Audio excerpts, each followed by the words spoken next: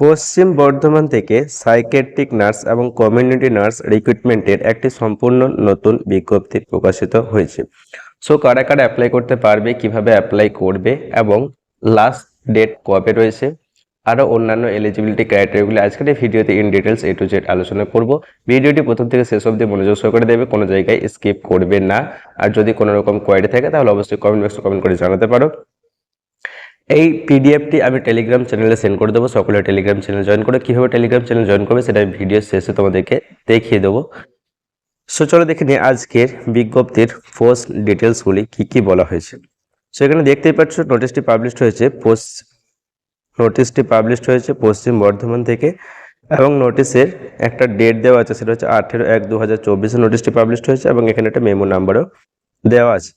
এবং contractual recruitment programme NMHP এই প্রোগ্রামের আন্ডারে রিক্রুটমেন্টগুলি হচ্ছে। সেখানে দেখতে পাচ্ছ যে সাইকিয়াট্রিক নার্স এবং কমিউনিটি নার্স পোস্টে রিক্রুটমেন্ট হচ্ছে, এবং এখানে দেখে নাও যে সাইকিয়াট্রিক নার্সদের জন্য স্যালারি হচ্ছে 28,000 এবং কমিউনিটি নার্সদের জন্য স্যালারি হচ্ছে 25,000। একটু এইখানে দেখতে পাচ্ছ যে 40 বছর হচ্ছে আপার এজ লিমিট, 40 বছরের ঊর্ধ্বে ক্যান্ডিডেটটা অ্যাপ্লাই করতে পারবে না।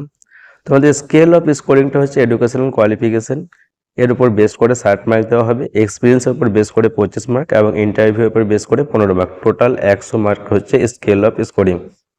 এবার কারা কারা অ্যাপ্লাই করতে পারবে, তার জন্য শিক্ষাগত যোগ্যতা কি লাগবে সেটা এখানে বলা হয়েছে, দেখে নাও।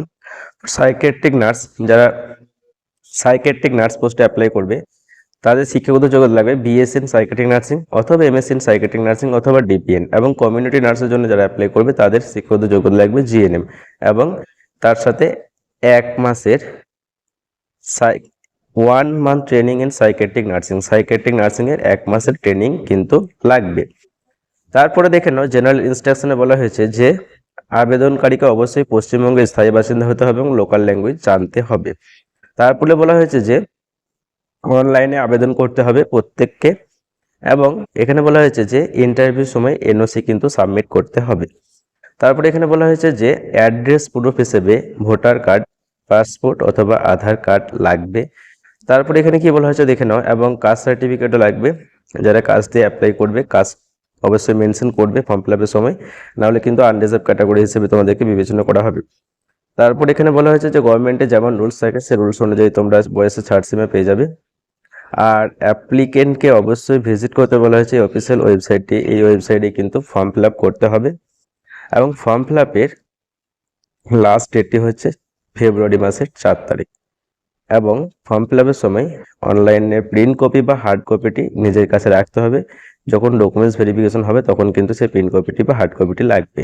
পেমেন্ট করতে হবে একটা 100 টাকা ইউআরদের জন্য, আর 50 টাকা হচ্ছে SC ST OBCদের জন্য। পেমেন্টটি কিভাবে করবে, এখানে ইউপিআই তোমাদের ইউপিআই আইডি দেওয়া আছে, এইভাবে পেমেন্টটা করতে হবে। এবং একটু নিচে দেখতে পাবে যে আরও কিছু অন্যান্য ইনফরমেশন দেওয়া আছে। সো যাই হোক, প্রথম থেকে শেষ অবধি ভিডিওটা বুঝতে পারলে, কোনো জায়গায় ডাউট থাকলে অবশ্যই কমেন্ট বক্সে কমেন্ট করে জানাবে।